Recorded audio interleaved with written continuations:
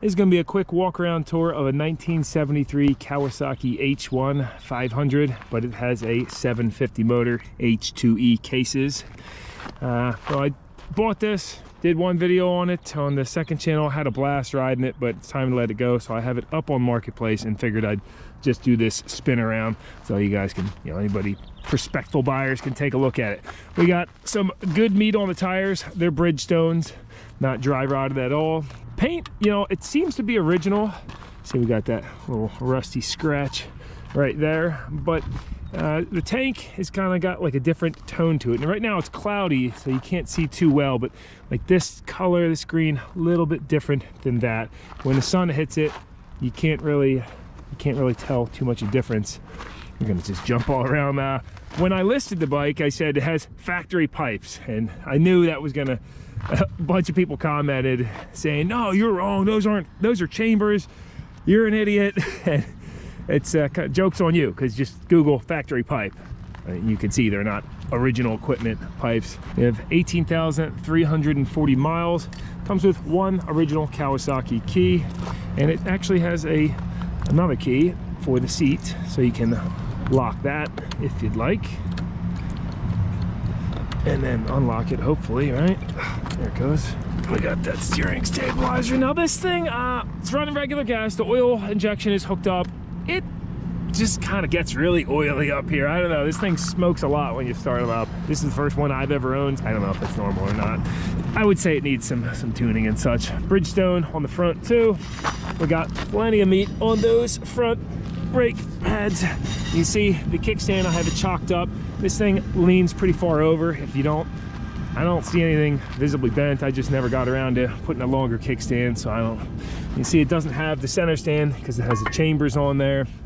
These cases, polished up real nice. They look great when you clean it. I didn't clean this bike before the video. You would think, I would have done that.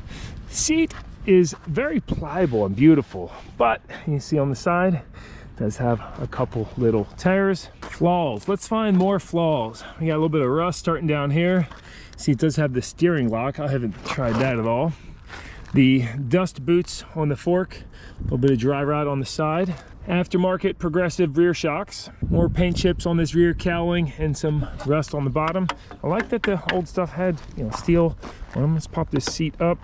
You can see no tears on this side of it. You got your new spark plug holder in there. That's nice. That's the oil tank, newer battery. And there's a look in there. That could use some cleaning up as far as rust goes. This does lock up, and of course you can slip your helmet on here and here, so that way drop the seat down and lock your helmets in. These are aftermarket mirrors that I threw on. You see the clutch lever does not have the original plastic on there. Everything works, including the horn and turn signals on both sides and the indicators. I like that the older bikes have your headlight switch, which is nice, but the low beam seems to be out. There's your high beam.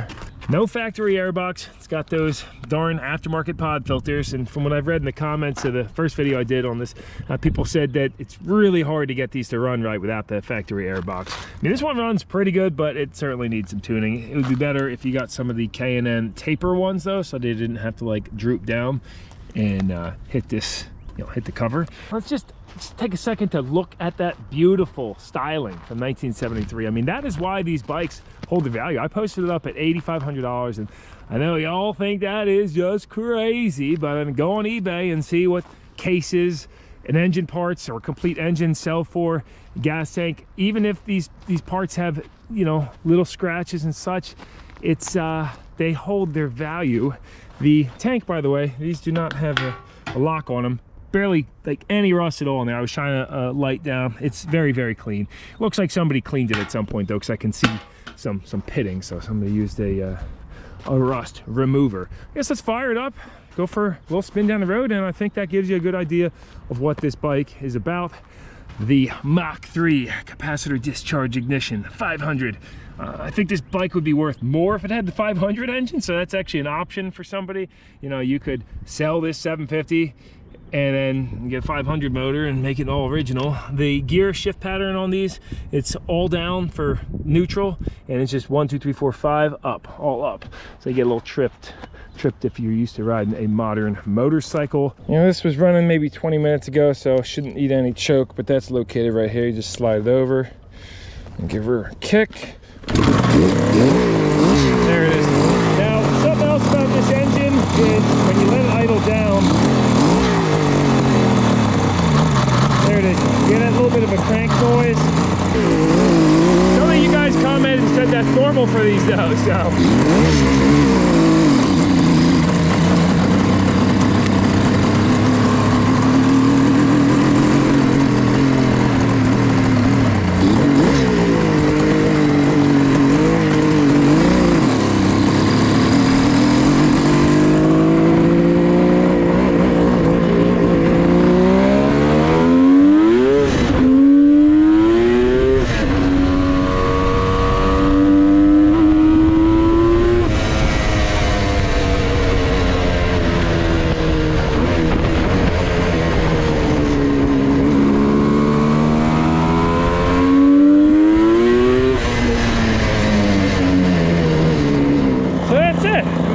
Perfect bike, it needs some work. That's how far it leans over when you put it on the side stand with nothing. And well, she's a ripper.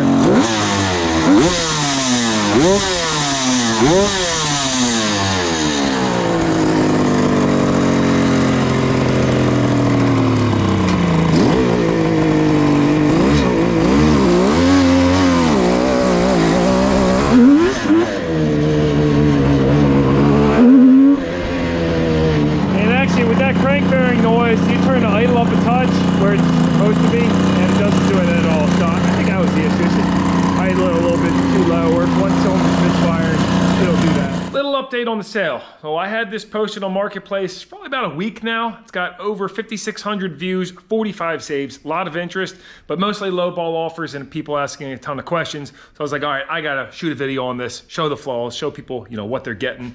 And well, before I could even post this video, I had a guy reach out to me today that wanted to come see it. He offered me $8,200 and I took it, of course. Well, full disclosure, I paid $8,800 for that bike, which at the time I was like, oh, I'll lose my shirt, but I've just always wanted to own one. That was a lot of money to pay for that, but they seem to hold their value. I mean, it was only posted for a week. We're not even into motorcycle season yet. So some of you might be asking, hey, why are you even posting this video? And that is because I just think it can help people in the future. It shows the market value at this time. You know, this is real market in Pennsylvania. And maybe help somebody understand a little bit about these bikes or give you a tour of them, whatever. I'm glad it sold. On to the next thing. I saw a lot of comments in the past sales videos that I feel like I should address is that, no, I'm not selling everything off, just some spring cleaning, okay? I'm sure you guys understand. And for that reason, I haven't got a video together for the main channel. It's I try to post every 2 weeks, but here I am. Should be working on this, but I just don't feel like I got enough done yet for a video. You know, with the main channel, you have more pressure, like, hey, I gotta put together like at least a half a story, you know, a full story. You can't just post stuff like this on there. And that's why I have the miscellaneous channel for absolute, you know, whatever. And then the second channel for mostly reviews and such. Because I get that question a lot too. People are like, why do you have so many channels? I mean, if I posted this on the main channel, the YouTube algorithm or gods would be like, what is this trash, you know? So anyway, that being said, appreciate you guys very much for tuning in if you did. If you're in the market for an H1, H2, hopefully this helps you out. And I'll say, not the bike for me, just a little too much vibration. I love my KZ1000 so much more.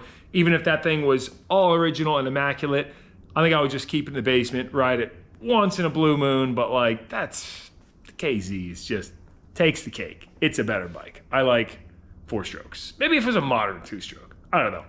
Anyway, ramble session's over. Thanks, guys. See you again soon over on the main channel. Maybe this weekend. I don't know. I got to get to working and editing. See you then.